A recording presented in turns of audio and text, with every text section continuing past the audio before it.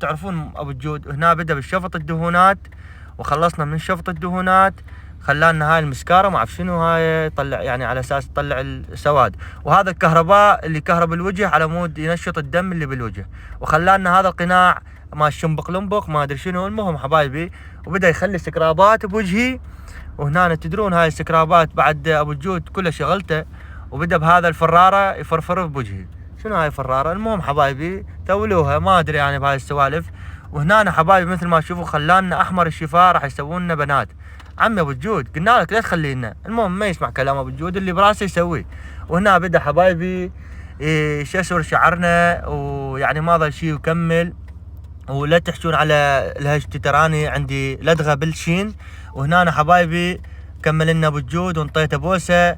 يعني حبايبي الله شاهد الله شاهد، يعني كله ترتيب فول وعلى حسب الاصول. ربي يحفظك ابو الجود الغالي.